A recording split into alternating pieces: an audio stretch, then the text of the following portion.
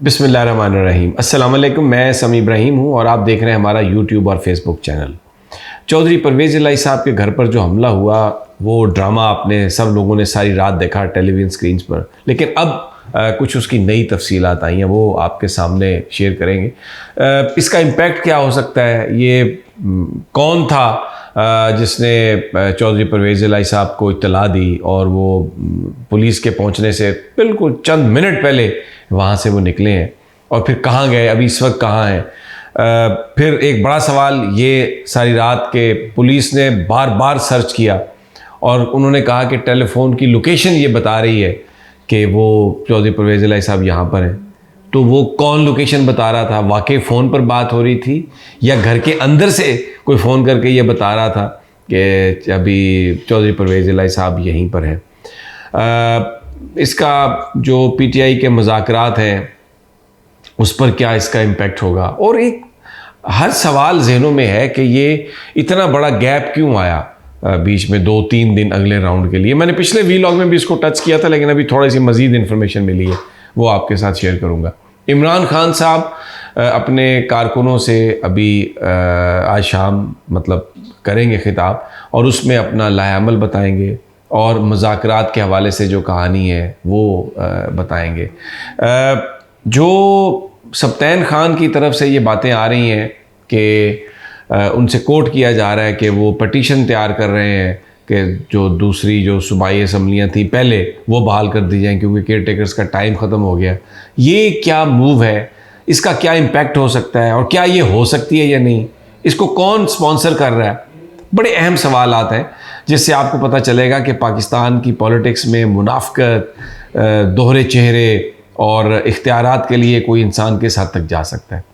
सबसे पहले तो मैं चौधरी परवेज़ इलाही के घर से शुरू करता हूँ। अभी भी पुलिस मौजूद है और उन जो सड़कें उनके घर की तरफ आने जाने वाली हैं वो बंद हैं और जो डीजी साहब हैं एंटी करप्शन के, जो ख़ुद करप्शन में सज़ा पाने वाले थे, यहाँ से इस्लामाबाद से उनको ट्रांसफ़र किया गया और उनको लगाने से पहले अगर वो 2 दिन और ना लगते तो वो कन्विक्ट हो रहे थे क्योंकि उन पर बहुत बड़ी अमाउंट के करप्शन के चार्जेस हैं। मुझे नहीं पता कि वो कन्विक्ट होते या एक्विट होते, लेकिन जजमेंट वो आ रही थी उनके हवाले से। तो अब वो फिर हमने उनकी तस्वीर देखी, वो इधर इस्लामाबाद में ख़ुद आंसू गैस वाली जो गन है उससे शेल फायर कर रहे थे कि अपनी लॉयल्टी उन्होंने इस तरह से शो की पीडीएम के लिए। वहाँ पर भी ये जब ऑपरेशन प्लान हुआ, चौधरी परवेज़ इलाही को ये इत्तला मिली कि उन्होंने गिरफ़्तार करना है। इससे पहले उन्होंने अदालत में दरख्वास्त दी थी कि उनकी तबीयत ख़राब है, इस्तिस्ना दे दिया जाए। अदालत ने वो कबूल कर ली, लेकिन फिर पता चला कि गुजरांवाला में एक और मुकदमा है और उसमें उन्होंने गिरफ़्तार करना है। ये भी इनसाइडर उनको बता रहे थे। तो वो अपनी बीमारी के बावजूद पहुँचे हाई कोर्ट और उन्होंने बेल ले ली। जब वो घर गए तो फिर भी ये शक था, उन्होंने नज़र रखी हुई थी। चौधरियों की शोहरत ऐसी है कि ब्यूरोक्रेसी में भी उनके बड़े राब्ते हैं, एस्टेब्लिशमेंट में भी उनके बड़े राब्ते हैं और उनके ज़ाती ताल्लुकात और दोस्तियाँ बहुत ज़्यादा हैं। तो जो ये ऑपरेशन तकरीबन रात 10 साढ़े 10 बजे शुरू हुआ, उससे कोई 20 मिनट पहले एक टेलीफोन कॉल आई चौधरी परवेज़ इलाही के फ़ोन पर और चौधरी परवेज़ इलाही से उन्होंने ये कहा कि सर आप जितनी इस वक्त आप निकल जाएँ घर से, क्योंकि रेड आपके घर होने वाला है और गिरफ्तारी होगी, बिल्कुल जितना मर्जी आप इससे बचे और ज़मानत वगैरह का कोई चक्कर नहीं है ये आप। और टेक्निकली उन्हें बताया गया कि क्योंकि आपके पास अदालत का ऑर्डर नहीं है। अब अदालत का होता यह है कि ज़मानत होती है तो अदालत एक ऑर्डर करती है, उस पर साइन करती है, वो सर्टिफाइड कॉपी आपके पास हो तो पुलिस आपको नहीं पकड़ सकती। लेकिन क्योंकि ये बिल्कुल आखिरी टाइम पे हुआ तो इसलिए वो कॉपी परवेज़ इलाही साहब के वकील हासिल नहीं कर सके। लेकिन इस सूरत हाल में ये होता है कि वकील अपना सर्टिफिकेट देता है कि ज़मानत हो गई और मैं ये आपको सही बयान दे रहा हूँ तो आप इसको ना पकड़ें। अमूमी तौर पर तो वो मान लिया जाता है, लेकिन क्योंकि यहाँ पर तो चौधरी परवेज़ इलाही का मामला था एक्सक्यूज़ मी, ज़रा खांसी है मौसम की वजह से, तो वो इसलिए कोई इसकी बात सुनने के लिए तैयार नहीं था। चौधरी साहब ने आमिर सईद रहा और दूसरे अपने वकला से मशवरा किया। उसी वक्त उन्होंने कहा कि चौधरी साहब आप चले जाएं, ये यहाँ पर किसी तरह की भी बेगैरती का मुजाहरा हो सकता है। पिछला एक दरवाज़ा है, पिछला गेट, पुलिस के पहुँचने से 15 मिनट पहले मेरी जिन लोगों से बात हुई है, चौधरी परवेज़ इलाही गाड़ी में बैठकर वहाँ से चले गए और नामालूम जगह पर चले गए। अच्छा, अब दूसरा सवाल कि कैसे उनका जो फ़ोन है उसकी लोकेशन आ रही थी कि वो घर में है। कोई उनके फ़ोन की लोकेशन नहीं आ रही थी। वो सोहेल ज़फ़र चट्टा साहब या जो भी बात कर रहे थे वो झूठ बोल रहे थे, बिकॉज़ वो अपना सोर्स नहीं बताना चाह रहे थे।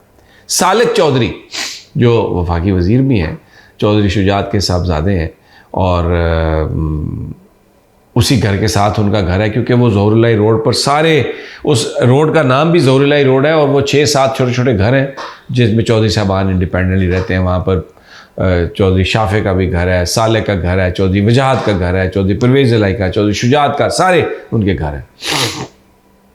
ट्वीट किया सालेक चौधरी ने, उन्होंने कहा है कि मेरी फुप्पो यानी जो चौधरी शुजात की सगी बहन, एक बहन तो चौधरी शुजात की चौधरी परवेज़ इलाही की अहलिया है, दूसरी बहन जो उनकी बड़ी फुप्पो है, सालेक साहब कहते हैं कि वो फ़ोन कर कर के बता रही थी कि इधर सालेक के घर परवेज़ इलाही बैठा हुआ है। और उनके ट्वीट के मुताबिक वो बेसिकली इसलिए चाह रही थी कि अगर हमारे परवेज़ इलाही के घर के दरवाजे टूटे हैं, क्योंकि वो अपनी उस बहन के साथ हैं ख़ानदान में जो परवेज़ इलाही साहब की अहलिया है, तो ये इनके घर के दरवाजे भी टूटे।